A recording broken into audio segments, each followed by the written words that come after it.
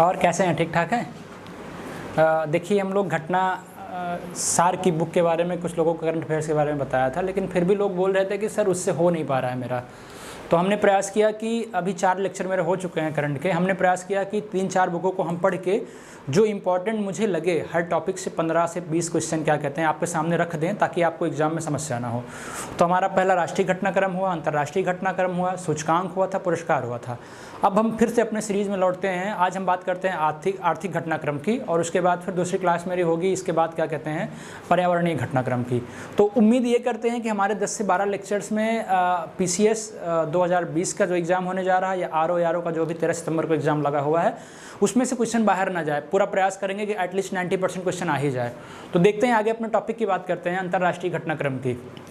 तो मैंने बताया आपको ट्रेंड क्वेश्चन का कि क्वेश्चन आता कैसे है। अब मान लो एक एग्जांपल छोटा सा ले लो कि तुर्कमेनिस्तान को WTO का 25वां पर्यवेक्षक बनाया गया है, ठीक है, 25वां पर्यवेक्षक का दर्जा मिला है। तो हो सकता है क्वेश्चन ये मत पूछे कि अभी हाल ही में WTO का 25वां पर्यवेक्षक कौन बना, ये ना पूछ के आपको WTO के बारे में पूछ सकता है कि WTO की स्थापना कब हुई थी, WTO ने किसका स्थान लिया, WTO का मुख्यालय कहाँ है। तो इनसे आपको सीखना पड़ेगा, आपके दिमाग को थोड़ा सा ब्रॉड करना पड़ेगा खुद खुल के कि यार अगर टॉपिक एक स्पेसिफिक पूछ रहा है तो क्वेश्चन इससे 1000 बनेंगे। UPSC का ट्रेंड मित्रों यही होता है कि जो इशूज करंट में रहते हैं उसके करंट ना पूछ के वो कोशिश करता है क्या कहते हैं पूछने का। जैसे मैंने एग्जांपल अभी बताया कि आपको WTO, तो करंट में कोई ट्रिक नहीं होती है, लेकिन फिर भी इंटरेस्टेड बनाने का हम प्रयास कर रहे हैं आपके लिए कि थोड़ा सा आप समझो चीज़ों को और याद रखो। बाकी तो रट्टा मारते हुए बोरिंग लगता है, लेकिन हम भी चाहे तो रट्टा मारवाए बोरिंग लगे, लेकिन सोचते हैं थोड़ा आपको और बताएं इसके बारे में ताकि आपको अच्छा लगे सुनने में, ठीक है।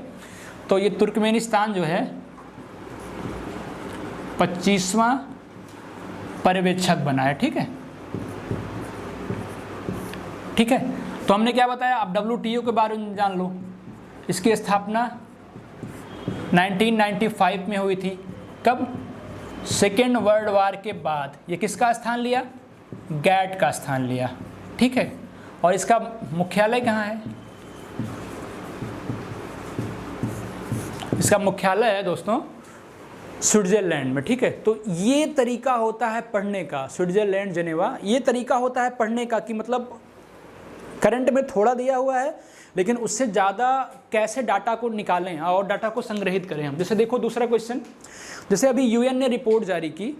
UN ने रिपोर्ट में क्या लिखा कि भारत में कुपोषित लोगों की संख्या में कमी आई है। तो इतना पढ़ के जाओगे, क्वेश्चन पूछेगा कि UN ने रिपोर्ट निकाला है कि भारत में कुपोषित लोगों की संख्या कम आके कितना हो गई, परसेंट पूछ सकता है। पहले कितना था ये जरूरी है, या फिर ये रिपोर्ट जो निकलती है किस नाम से निकलती है। तो क्वेश्चन कई एंगल से बन सकता है। उन सारे एंगल्स को आप समझो, अपने मन में लाओ, सोचने का प्रयास करो कि यार सच में मैं ये पढ़ के जाऊं या फिर UN के बारे में थोड़ा सा पढ़ के जाऊं। अब जो UN की रिपोर्ट आई है उसने कहा है कि भारत में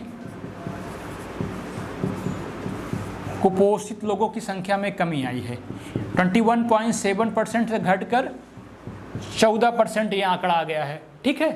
अब ये रिपोर्ट किस नाम से आती है ये याद कर लो। रिपोर्ट आती है विश्व में खाद्य सुरक्षा एवं पोषण स्थिति, ठीक है, ये जरूर याद करना जरूरी है। विश्व में खाद्य सुरक्षा एवं पोषण स्थिति।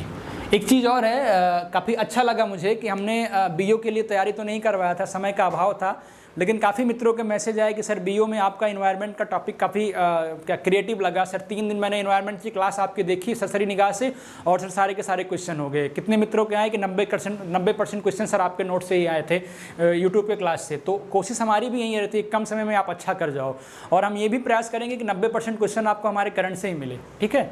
तो ये देखो 2 इशू हमारे तैयार हो गए ऐसे।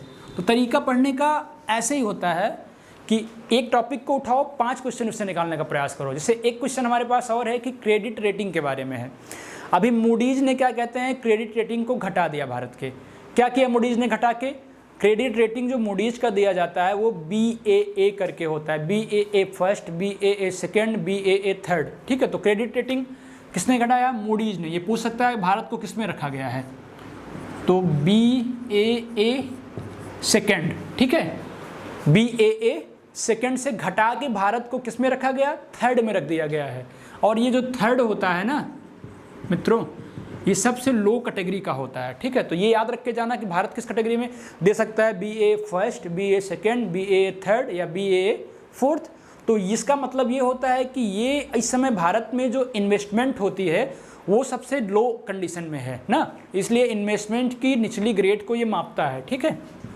ऐसे ही क्वेश्चन इंपॉर्टेंट है जिससे बन सकता है कि मूडीज़ ने भारत की क्रेडिट रेटिंग एजेंसी को क्रेडिट रेटिंग को घटा के कितना कर दिया, इस तरह का। जैसे अभी एक क्वेश्चन और आया, रिलायंस दुनिया की 48वीं मूल्यवान कंपनी हो गई, तो पूछ सकता है कि हाल ही में कौन सी मूल्यवान कंपनी, ऐसा तो पूछेगा नहीं। पूछ सकता है ये कि निवेश का जो इसका निवेश का डाटा है, व्यापार का डाटा है, कितना करोड़ पार पहुंच गया, यूपीपीसीएस में डाटा पूछता है। तो याद रखना हमेशा, रिलायंस दुनिया की 48वीं मूल्यवान कंपनी बन गई है, इसका जो व्यापार है एक तो 132 करोड़ रुपए के पार पहुंच गया है, ठीक है। ये चीज़ याद रखने की ज़रूरत है। और रिलायंस सिर्फ जियो ही नहीं है कि टेलीकॉम में ही काम करती है, हमेशा याद रखना रिलायंस सिर्फ टेलीकॉम के ही सेक्टर में काम नहीं करती है। रिलायंस कच्चा तेल के सेक्टर में काम करती है, रिफाइनरी के सेक्टर में काम करती है, पेट्रो रसायन के सेक्टर में काम करती है, उसके बाद दूरसंचार के सेक्टर में काम करती है। इतने डाटा मिले आपको, ठीक है। हो सकता है यही बना दे क्वेश्चन का, रिलायंस किस सेक्टर में काम करती है, तो आप कंफ्यूज हो जाओ कि यार मुझे एक तो पता है दूरसंचार, लेकिन अब 4-5 डाटा आपको आपके पास मिल गया। देखिए अगला क्वेश्चन, देखिए ये इंपॉर्टेंट मुझे लग रहा है। अभी ईरान ने जो है, ईरान ने अपनी नई मुद्रा घोषित की, तोरान नाम दिया इसको। पहले ईरान की पुरानी मुद्रा क्या थी, पूछ सकता है, रियाल थी, ठीक है। पहले ईरान की नई मुद्रा रियाल थी। तो अब इतना ही जानने की ज़रूरत नहीं है, इतना तो आपको बुक में मिल जाएगा। हम क्या बताएंगे कि नई मुद्रा का मतलब क्या होता है, क्यों घोषित की, मतलब क्या कहते हैं। एक तो पूछ सकता है कि एक तोरान बराबर कितना होता है, तो एक तोरान बराबर लगभग 4 जीरो हटेंगे 10 रियाल के बराबर है। साफ साफ लिखा हुआ होगा बुक में कि अब 4 जीरो क्या होंगे, हटा दिए जाएंगे, ठीक है। 4 जीरो क्या होगा, हट जाएगा। तो मतलब ये मुद्रा ह्रास का प्रतीक है कि ईरान में काफ़ी तेज़ी से मुद्रा ह्रास हो रहा था। आपने सुना होगा करंट इशू में ईरान को काफ़ी धक्का लगा और वो न्यूक्लियर डील से बाहर हो गया। तो इस तरह की इशू इसलिए मिल रही थी, क्या कहते हैं, इसीलिए ईरान ने क्या कहते हैं बाहर निकल के घोषणा कर दी। अब एक व्यू तैयार हो गया ना इसके बारे में, मुद्रा ह्रास का प्रतीक है, घाटा हो रहा था, न्यूक्लियर डील से भी ईरान बाहर हो गया। सारे क्वेश्चन मिल गए आपको अच्छे से। देखिए अगला क्वेश्चन, देखिए चाहे तो इसी को क्वेश्चन फॉर्म में लिख के PDF फॉर्म में बताते चले जाते, लेकिन उतना अट्रैक्टिव मुझे लग रहा है कि नहीं लगता ये, इसलिए आपको थोड़ा बहुत समस्या होती, ठीक है। देखिए भारत ने अभी आत्मनिर्भर भारत के लिए 20 लाख करोड़ का आर्थिक पैकेज मिला है भारत को, ठीक है, जारी किया है। और ये कोरोना महामारी के चलते जारी किया गया है कि लॉकडाउन के परिणाम स्वरूप क्या कहते हैं अर्थव्यवस्था काफ़ी ध्वस्त हो गई ना, उसको पटरी पे लाने की क्या किया गया, 20 लाख करोड़ का निवेश किया गया, आर्थिक पैकेज दिया गया है। तो इसमें एक चीज़ आप ध्यान रख के जाना कि योजनाएं कौन कौन सी चल रही हैं। जैसे कोरोना में एक महत्वपूर्ण योजना चल रही है PM गरीब कल्याण योजना, ठीक है।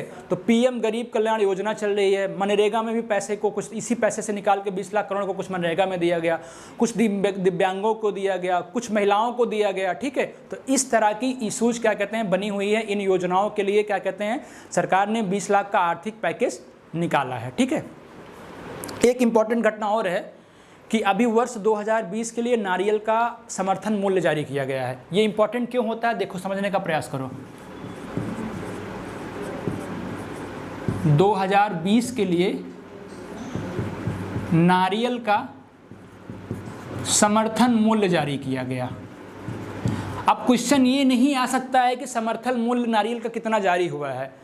पहले 9,521 था, अब बढ़ा के 9,960 कर दिया गया, ठीक है, याद रखना, प्रति क्विंटल 9,960 प्रति क्विंटल कर दिया गया। लेकिन क्वेश्चन यहाँ से नहीं आएगा। क्वेश्चन पूछ सकता है कि विश्व में नारियल उत्पादन में पहला स्थान किसका है, विश्व में नारियल उत्पादकता में पहला स्थान किसका है। तो याद रखना हमेशा नारियल के उत्पादन, ठीक है, उत्पादन और उत्पादकता दोनों में सर्वाधिक स्थान भारत का ही है, प्रथम स्थान पे भारत ही है। तो क्वेश्चन यहाँ से बनेगा कि विश्व में 4 ऑप्शन दे देगा, उसमें से पूछ लेगा तो कंफ्यूज हो जाओगे। अब याद रखना, कभी मत भूलना, ठीक है। देखो अगला क्वेश्चन देखो। बस हम ट्रेंड एनालिसिस कर रहे हैं कि आप लोग घर पे बैठो तो अच्छे से पढ़ाई करो और ये चीज़ें ध्यान रखो कि कैसे डाटाज कहाँ से इकट्ठा किए जाते हैं। कुछ करंट की बुकों में थोड़ा सा डाटा देता है, आपको ज़्यादा पढ़ना पड़ता है, कुछ में ज़्यादा देता है। तो हमने प्रयास किया 3-4 बुकों को एक जगह समाहित कर दें और आपको पढ़ने में क्या कहते हैं काफ़ी आसानी हो। ठीक है, तो देखिए अभी एक राष्ट्र एक राशन कार्ड में 3 नए राज्य को शामिल किया गया, ये इंपॉर्टेंट क्वेश्चन है। ठीक है, एक राष्ट्र एक राशन कार्ड, वो 3 नए राज्य के नाम नोट करके जाना कौन कौन है। उत्तर प्रदेश पहले शामिल था, याद रखना। तो वो 3 नए राज्य, पहला उड़ीसा है, दूसरा सिक्किम है, तीसरा मिजोरम है। 17 से बढ़ के 20 राज्य हो गए, याद रखना।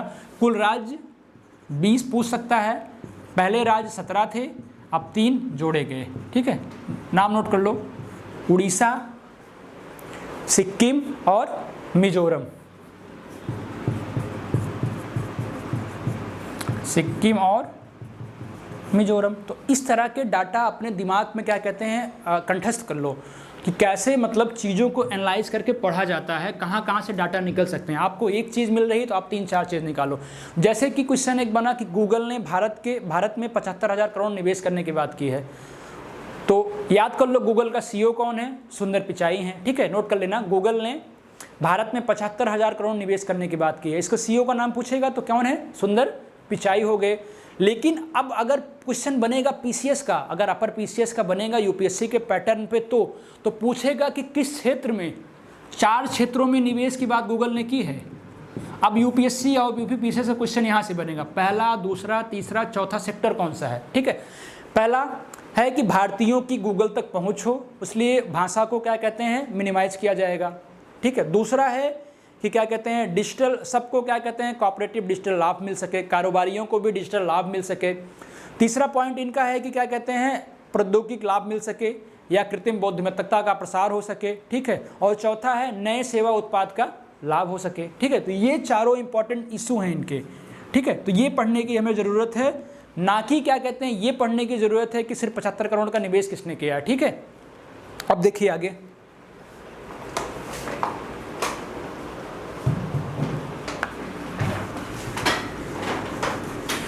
आर्थिक घटनाक्रम में मुझे लग रहा है कि रेटिंग से पूछता है और भारत की GDP पूछता है। तो मुझे जहाँ तक लगा कि क्या कहते हैं GDP में जो इम्पोर्टेंट है हमने उसको आपको बताने का प्रयास किया है और ज़्यादा चीज़ें नहीं बताने का। एक इम्पॉर्टेंट क्वेश्चन बहुत ज़्यादा हर साल एग्जाम में आ रहा है कि अभी 2020-21 के लिए खरीफ फसलों का न्यूनतम समर्थन मूल्य जारी किया गया है। ठीक है, 2020-21 के लिए, ठीक है, किसका, खरीफ फसलों का न्यूनतम समर्थन मूल्य जारी किया गया है।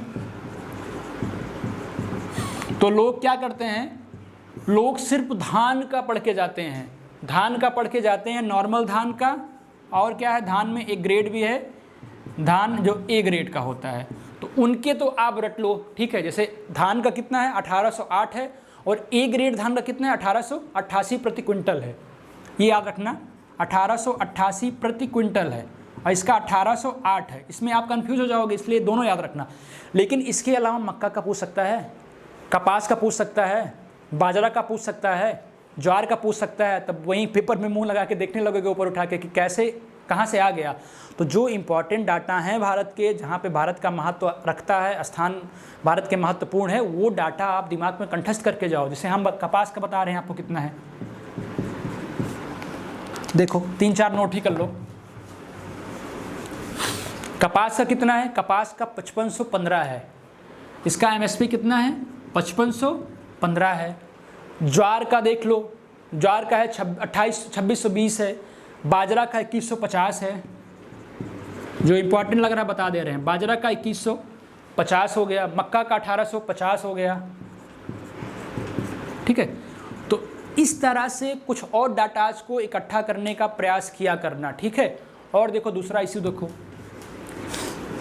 अभी नमामि गंगे योजना के लिए भारत को $400 मिलियन का ऋण मिला है। ठीक है, किसने दिया है, विश्व बैंक ने दिया। याद रखना, भारत को $400 मिलियन का ऋण मिला है, विश्व बैंक ने भारत को दिया है। क्यों, गंगा को स्वच्छ और निर्मल बनाने के लिए। जाते जाते क्वेश्चन ऐसे ओरली बता रहे हैं, याद रखना दिमाग में। ठीक है, और आने के बाद पूछूंगा कि क्वेश्चन आया था कि नहीं आया था। ठीक है, और दूसरा क्वेश्चन देखो, आरबीआई ने अभी श्रीलंका से $400 मिलियन का करेंसी स्वैप समझौता किया है। ठीक है, आरबीआई ने $400 मिलियन का करेंसी स्वैप समझौता किया है।